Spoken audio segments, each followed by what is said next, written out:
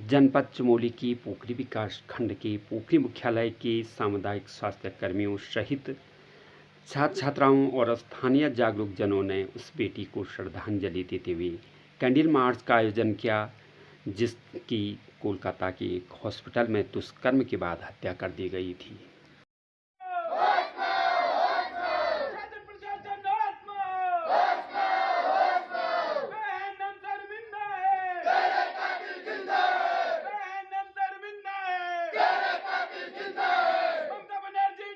सन 2012 में निर्भया हत्याकांड ने समूचे देश को क्षोभ और आक्रोश से भर दिया था। तब इस घृणित हत्याकांड पर दुख जताते हुए पूरे देश की जनता ने बेटी निर्भया से सहानुभूति रखते हुए उसे न्याय दिलाने की मांग की थी।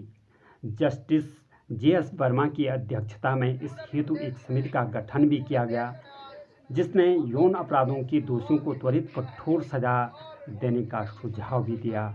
पूरे देश को झकझोर करने वाली इस घटना के दोषियों को सजाए मौत भी हुई, लेकिन कलकत्ता के RG मेडिकल कॉलेज की ट्रेनी डॉक्टर की दुष्कर्म के बाद जो हत्या की गई, उसे ऐसा लगता है कि आज भी हम नारी सुरक्षा के मामले में वहीं पर खड़े हैं जहां 12 वर्ष पूर्व निर्भया के समय थे।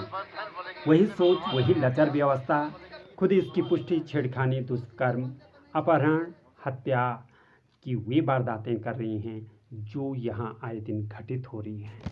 आए दिन घटित यौन अपराधों के खिलाफ आम जन का रोष आक्रोश कई बार हुआ, पर इस पर कोई सकारात्मक परिवर्तन दिखता नहीं। ना ही समाज की सोच पर कोई अपेक्षित अंतर हुआ, ना ही व्यवस्थागत ढांचे में कोई ज़्यादा अंतर आया। सवाल केवल कामकाजी महिलाओं की अपने कार्यस्थल पर सुरक्षा का ही सवाल नहीं है।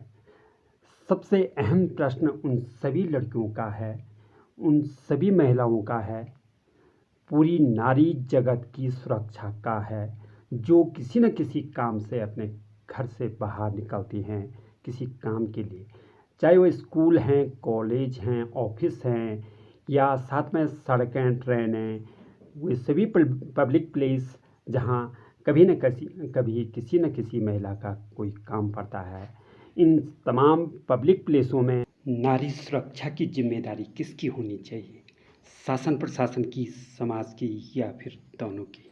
नारी शक्ति की सुरक्षा सुनिश्चित करने के लिए समाज को आगे आना ही होगा। समाज को इसे अपनी प्राथमिकता में लाना होगा। लचर हो रही व्यवस्था के लिए आवाज़ उठाना ही होगा। सामाजिक, धार्मिक, राजनैतिक आयोजनों में नारी के प्रति दृष्टिकोण बदलने की बहुत बड़ी आवश्यकता है, बहुत बड़ी ज़रूरत है। ऐसे कैसे हुआ कि नारी सशक्तिकरण का नारा बुलंद करने के बावजूद, हर तरफ नारी सम्मान की वकालत करने के बावजूद, यत्र नारीषु पूज्यन्ते रमयन्ते तत्र देवता का विचार रखने वाले इस देश समाज में ऐसी घृणित घटनाएं आए दिन घटित हो रही हैं? ऐसे कैसे संभव है?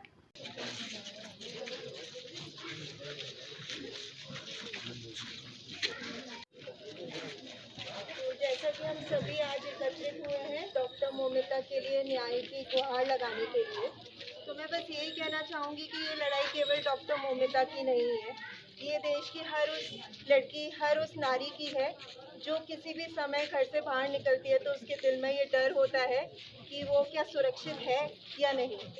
तो मैं इसलिए हर किसी से, आम जनता से अपील करना चाहूँगी कि आप लोग भी इस संघर्ष में शामिल होइए, जिससे मोमिता को ही नहीं, ऐसी जितनी भी पीड़िताएं हैं उनको न्याय मिले और हमारा कानून इसके अगेंस्ट एक सब कुछ ऐसे लॉज इन्फोर्स करे कि जो अक्यूज हैं उनको भी डर महसूस हो। केवल सोचने से कि 4 महीने या साल भर कार्यवाही चलती रहेगी और केवल जेल में पड़े रहेंगे, उससे इंसाफ नहीं मिलेगा। डॉक्टर मोमिता ने किसी भी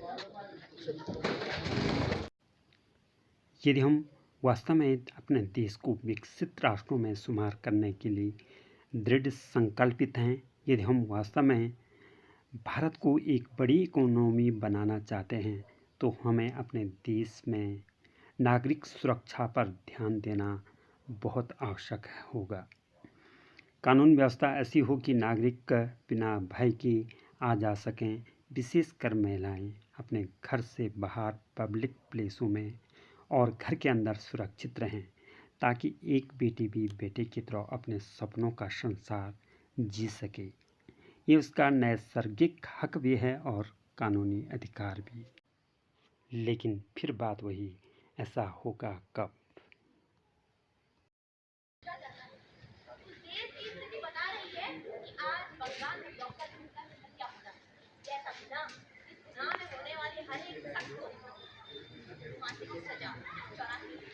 सुहानीपुर में भी जब घोर अंधियार हो जाए, अंधेरा जीत जाए और रोशनी की हार हो जाए, तो सूरज से खुली बगावत का हकदार है दीपक, सुबह को बीच कर जब दिनकर गद्दार हो जाए। ये थी किसी शायरी की चंद पंक्तियाँ। हर माता पिता अपने बच्चों के सपनों को साकार करने के लिए धरती आसमान एक कर देते हैं। अपने पेरेंट्स की उम्मीदों में खरा उतरने के लिए बच्चे भी जी तोड़ मेहनत कर अपने सपनों को धरती में उतारने की कोशिश में लगे हैं। कई बार वे सफल भी हो जाते हैं। लाख चुनौतियों को स्वीकार कर कोई मुकाम मिले और उसके बाद ऐसी घटना हो जिससे किसी के सपने बिखरें तो किसी का जीवन, तो दोष किसको दें? सच में किसको दोष देना चाहिए? माना जाता है और देवी स्वरूपा के साथ सदा कृत्य करना और इसका अंजाम न मिलना, उसके लिए पूरी जनता का संघर्ष रहेगा। और भारतवर्ष की हर एक बेटी के लिए तपस्या है, जब तक डॉक्टर मोमिता को सजा नहीं मिल पाती। और शासन प्रशासन को ये होश में आना पड़ेगा कि जब तक बलात्कारियों को फांसी के फंदे पर चढ़ाया जाता, उनके साथ जैसा इस तरीके की मौत न मिले, तब तक जागने वालों में से नहीं है।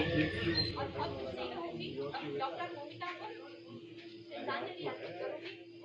आप चिंता न करें, आपके इस न्याय के लिए पूरा डॉक्टर परिवार, पूरा भारतवर्ष, हर एक परिवार सबको सजा दी जाए और एक नज़ीर ऐसी बना दी जाए कि भविष्य में कभी भी कोई क्रिमिनल ये दोबारा। मैं एक बार सुनाऊँ, सभी जितने भी लोग यहाँ पे एकत्रित हुए हैं, मैं सबकी ओर से डॉक्टर को श्रद्धांजलि अर्पित करता हूँ और अपनी वाणी को विराम देता हूँ।